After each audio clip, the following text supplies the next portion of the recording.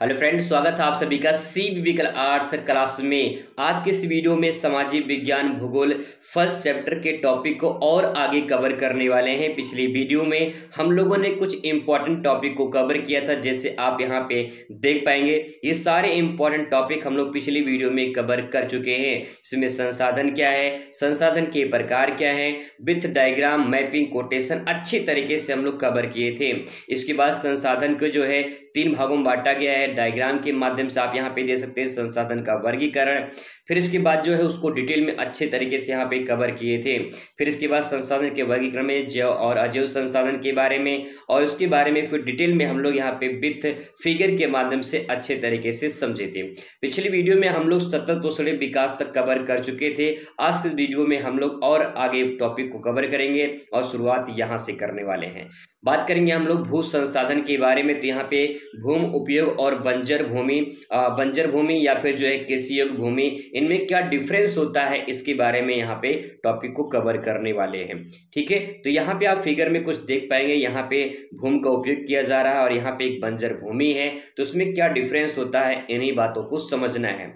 चलिए शुरुआत करते हैं। सबसे पहले यहाँ पे बात करेंगे कि भूमि उपयोग का मतलब यहाँ पे ये है कि बंजर और कृषि योग्य भूमि, कुछ ऐसी भूमि होती है जो बंजर पड़े होते हैं, कुछ ऐसी भूमि होती है जिनका उपयोग किया जाता है। तो क्या डिफरेंस होता है, इसके बारे में समझेंगे। उससे पहले यहाँ पे लिखा गया है कि भूमि उपयोग विभिन्न गतिविधियों के अनुसार किया जाता है, जिसमें कृषि योग्य भूमि और बंजर भूमि दो महत्वपूर्ण श्रेणियां होती हैं।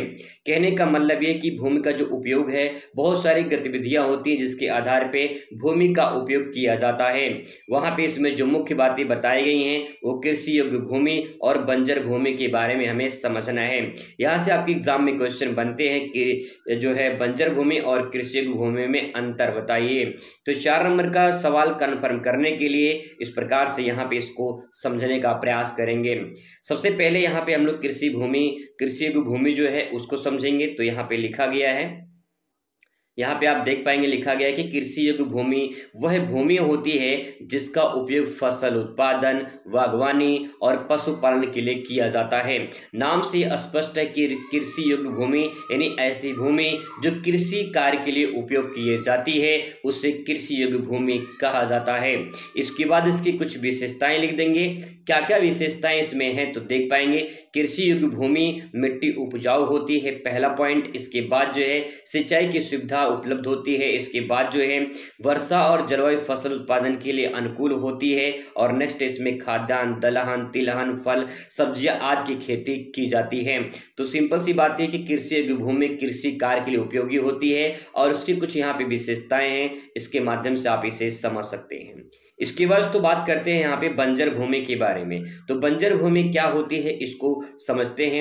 यहाँ पे देखेंगे लिखा गया है कि बंजर भूमि वह भूमि होती है जो कृषि, निर्माण, वन, अन्य उपयोगियों के लिए उपयोगी नहीं होती है, यानी अनुपयोगी होती है। तो उसे हम कृषि जो है उसे बंजर भूमि के नाम से जानते हैं। बंजर भूमि कई प्रकार की होती है। इसमें बात करें, पहला तो प्राकृतिक बंजर भूमि में बात करें, जिसमें जलवायु, मिट्टी की गुणवत्ता और भौतिक कारणों से उपयोगी होता है। यानी बंजर भूमि बंजर क्यों होती है उसके पीछे प्राकृतिक कारण भी बताया गया है। इसके बाद यहाँ पे कुछ उदाहरण दे सकते हैं, जैसे रेगिस्तान में, जैसे रेगिस्तान होता है, रेगिस्तानी भूमि होती है। भारत में बात करें तो थार का मरुस्थल जो राजस्थान में है, लद्दाख में हिमालय क्षेत्र जो बर्फीले क्षेत्र हैं, ये नेचुरल है, प्राकृतिक है, ये बंजर भूमि के अंतर्गत आते हैं क्योंकि इनका उपयोग कृषि कार्य के लिए नहीं होता है। तो ये एग्जाम्पल समझ सकते हैं। और इसके बाद जो है यहाँ बात करते हैं अगले क्वेश्चन पे। यहाँ पे क्वेश्चन बन सकता है कि भू निम्नीकरण क्या होता है, भू निम्नीकरण को परिभाषित कीजिए, ऐसा सवाल देखने को मिल सकता है।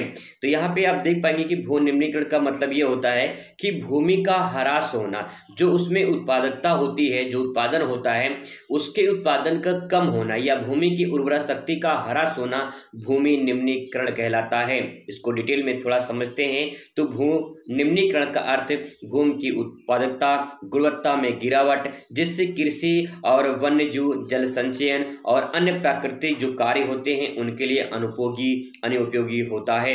यह प्राकृतिक कारणों और मानवजनित गतिविधियों के कारण हो सकता है। यानी जो भू निम्नीकरण है, यानी भूमि का जो ह्रास है, उसमें प्राकृतिक कारण और मानव गतिविधियां दोनों शामिल होती हैं।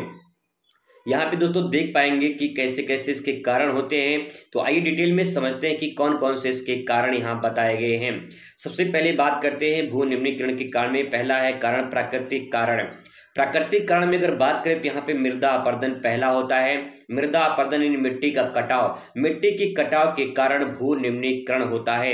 हवा पानी के कारण मिट्टी का कटाव होता है, जिससे उसकी जो ऊपरी परत होती है वो कट जाती है और उर्वरा शक्ति जो है ह्रास हो जाती है। तो इस प्रकार से पहला पॉइंट ध्यान रखेंगे। इसके बाद यहाँ बाढ़ और सूखा है।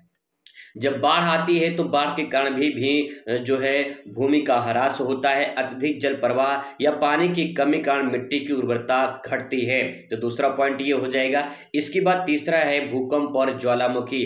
जब भूकंप और ज्वालामुखी आता है तो इसके भी भूमि जो अस्थायी क्षति होती है, मतलब कि भूमि की जो उर्वरा शक्ति होती है वो बर्बाद हो जाती है, नष्ट हो जाती है, जिसके कारण भू निम्नीकरण होता है। तो ये तो बात हुई प्राकृतिक कारण जिसके मिट्टी का कटाव होता है, भूमि का ह्रास होता है। अब इसके बाद बात करते हैं मानव जनित कारण में। तो मानव जनित कारण यहाँ पे देख पाएंगे अत्यधिक कृषि। अत्यधिक कृषि का मतलब यह होता है कि बार बार फसल उगाने से भी मिट्टी की उर्वरता कम हो जाती है।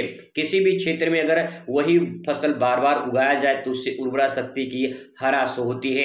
सिंपल सी भाषा में समझे तो अगर आप एक ही खाना हर हफ्ते खाएं, मतलब रोज आप एक ही खाना खाएं, रोज डेली आपको वही भोजन मिले, तो आप उस भोजन से पक जाएंगे, मतलब कि परेशान हो जाएंगे। ऐसे ही जो कृषि की उत्पादकता होती है, जब एक ही फसल बार बार उगाई जाती है तो उससे उसकी उर्वरता शक्ति नष्ट होती है। इसके बाद तो वनों की कटाई। वनों की कटाई और यहाँ पे अत्यधिक वनों की कटाई कारण जो है मिट्टी की जो उर्वरा शक्ति है वो कमजोर हो जाती है और मिट्टी का कटाव बढ़ जाता है।